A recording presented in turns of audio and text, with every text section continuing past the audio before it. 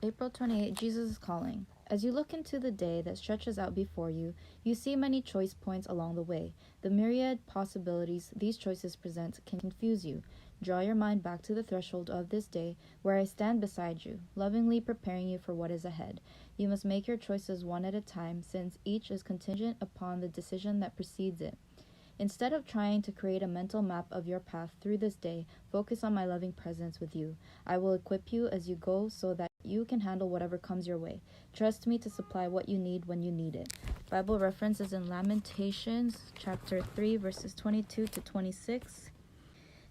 And it says, "Through the Lord's mercies we are not consumed, because his compassions fail not. They are new every morning. Great is your faithfulness. The Lord is my portion, says my soul. Therefore I hope in him. The Lord is good to those who wait for him, to the soul who seeks him. It is good that one should hope and wait quietly for the salvation of the Lord." As well as Psalm 34 verse 8. "O taste and see that the Lord is good. Blessed is the man who trusts in him." Reading the Bible in a year, April 28. Morning reading is from Luke 20, verses 1 to 26. Now it happened on one of those days, as he taught the people in the temple and preached the gospel, that the chief priests and the scribes, together with the elders, confronted him and spoke to him, saying, "Tell us, by what authority are you doing these things? Or who is he who gave you this authority?" But he answered and said to them, "I also will ask you one thing, and answer me. The baptism of John, was it from heaven or from men?" And they reasoned among themselves, saying, "If we say from heaven, he will say, why then did you not believe him? But if we say from man, all the people will stone us, for they are persuaded that John was a prophet." So they answered that they did not know where it was from. And Jesus said to them, "Neither will I tell you by what authority I do these things." Then he began to tell the people this parable. A certain man planted a vineyard, leased it to vine dressers, and went into a far country for a long time. Now at vintage time he sent a servant to the vine dressers that they might give him some of the fruit of the vineyard. But the vine dressers beat him and sent him away empty-handed. Again he sent another servant, and they beat him also, treated him shamefully, and sent him away empty-handed. And again he sent a third, and they wounded him also and cast him out. Then the owner of the vineyard said, "What shall I do? I will send my beloved son. Probably they will respect him when they see him." But when the vine dressers saw him, they reasoned among themselves, saying, "This is the heir come, let us kill him, that the inheritance may be ours." So they cast him out of the vineyard and killed him. Therefore, what will the owner of the vineyard do to them? He will come and destroy those vine dressers and give the vineyard to others. And when they heard it, they said, "Certainly not." Then he looked at them and said, "What then is this that is written? The stone which the builders rejected has become the chief cornerstone. Whoever falls on that stone will be broken, but on whomever it falls, it will grind him to powder." And the chief priests and the scribes that very hour sought to lay hands on him, but they feared the people, for they knew he had spoken this parable against them. So they watched him and sent spies who pretended to be righteous, that they might seize on his words, in order to deliver him to the power and authority of the governor. Then they asked him, saying, "Teacher, we know that you say and teach rightly, and you do not show personal favoritism, but teach the way of God in truth. Is it lawful for us to pay taxes to Caesar or not?" But he perceived their craftiness and said to them, "Why do you test me? Show me a denarius. Whose image and inscription does it have?" They answered and said, "Caesar's." And he said to them, "Render therefore to Caesar the things that are Caesar's, and to God the things that are God's." But they could not catch him in his words in the presence of the people, and they marveled at his answer and kept silent. Reading the Bible in a year, April 28. Evening reading is from 1 Kings chapters 3 to 5. Now Solomon made a treaty with Pharaoh, king of Egypt, and married Pharaoh's daughter. Then he brought her to the city of David until he had finished building his own house and the house of the Lord, and the wall all around Jerusalem.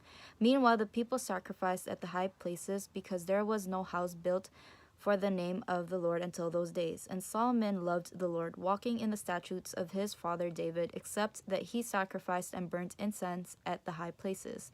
Now the king went to Gibeon to sacrifice there, for that was the great high place. Solomon offered 1,000 burnt offerings on that altar. At Gibeon the Lord appeared to Solomon in a dream by night, and God said, "Ask, what shall I give you?" And Solomon said, You have shown great mercy to your servant David, my father, because he walked before you in truth, in righteousness, and in uprightness of heart with you. You have continued this great kindness for him, and you have given him a son to sit on his throne, as it is this day. Now, O Lord my God, you have made your servant king instead of my father David, but I am a little child. I do not know how to go out or come in, and your servant is in the midst of your people, whom you have chosen, a great people, too numerous to be numbered or counted. Therefore give to your servant an understanding heart to judge your people, that I may discern between good and evil. For who is able to judge this great people of yours? The speech pleased the Lord, that Solomon had asked this thing. Then God said to him, Because you have asked this thing, and have not asked long life for yourself, nor have asked riches for yourselves, nor have asked the life of your enemies, but have asked for yourself understanding to discern justice, behold, I have done according to your words. See, I have given you a wise and understanding heart, so that there has not been anyone like you before, nor shall any like you arise after you. And I have also given you what you have not asked, both riches and honor, so that there shall not be anyone like you among the kings all your days. So if you walk in my ways, to keep my statutes and my commandments as your father David walked, then I will lengthen your days. Then Solomon awoke, and indeed it had been a dream. And he came to Jerusalem and stood before the ark of the covenant of the Lord, offered up burnt offerings, offered peace offerings, and made a feast for all his servants.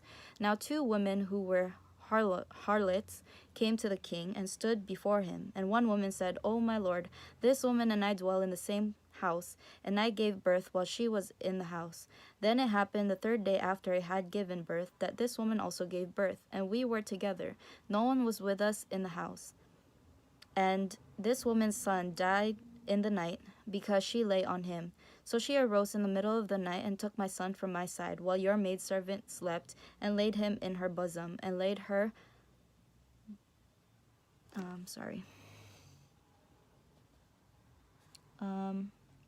dead child in my bosom. And when I rose in the morning to nurse my son, there he was, dead. But when I had examined him in the morning, indeed he was not my son whom I had born. Then the other woman said, No, but the living one is my son, and the dead one is your son. And the first woman said, No, but the dead one is your son, and the living one is my son. Thus they spoke before the king. And the king said, The one says, This is my son who lives, and your son is the dead one. And the other says, No, but your son is the dead one, and my son is the living one. Then the king said, Bring me a sword. So they brought a sword before the king. And the king said, Divide the living child in 2, and give half to one and half to the other. Then the woman whose son was living spoke to the king, for she yearned with a compassion for her son. And she said, O my lord, give her the living child, and by no means kill him.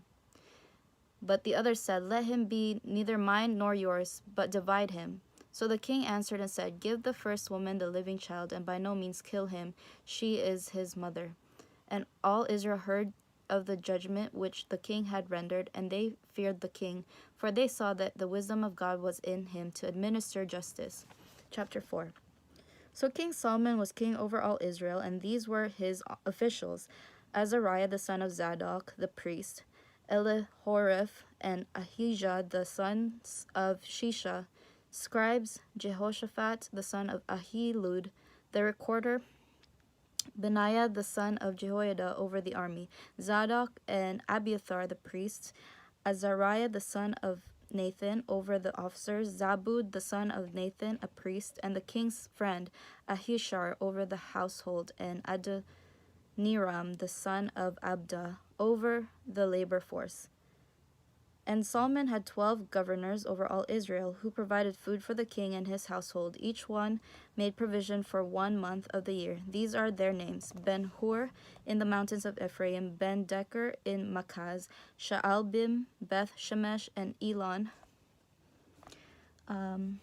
Beth-Hanan, Ben-Hesed in Aruboth. To him belonged Soko and all the land of Hepher. Ben-Abinadab in all the regions of Dor. He had Taphath, the daughter of Solomon, as wife, Baana the son of Ahilud in Taanach, Megiddo and all Beth Shean, which is beside Zaretan below Jezreel, from Beth Shean to Abel Meholah, as far as the other side of Jokneam, Ben Geber in Ramoth Gilead. To him belonged the towns of Jair, the son of Manasseh, in Gilead. To him also belonged the region of Argob in Bashan, 60 large cities with walls and bronze gate bars. Ahinadab, the son of Edo, in Mahanaim, Ahimaaz in Naphtali. He also took Basemath, the daughter of Salmon, as wife, Baana, the son of Hushai, in Asher, and Aloth, Jehoshaphat, the son of Paruah, in Issachar, Shimei, the son of Elah, in Benjamin, Geber, the son of Uri, in the land of Gilead, in the country of Sihon, king of the Amorites, and of Og, king of Bashan. He was the only governor who was in the land. Judah and Israel were as numerous as the sand by the sea in multitude, eating and drinking and rejoicing. So Solomon reigned over all kingdoms from the river to the land of the Philistines as far as the border of Egypt. They brought tribute and served Solomon all the days of his life. Now Solomon's provision for one day was 30 cores of fine flour, 60 cores of meal, 10 fatted oxen, 20 oxen from the pastures, and 100 sheep, beside deer, gazelles, roebucks, and fatted fowl. For he had dominion over all the region on this side of the river, from Tifsah even to Gaza, namely over all the kings on this side of the river, and he had peace on every side all around him.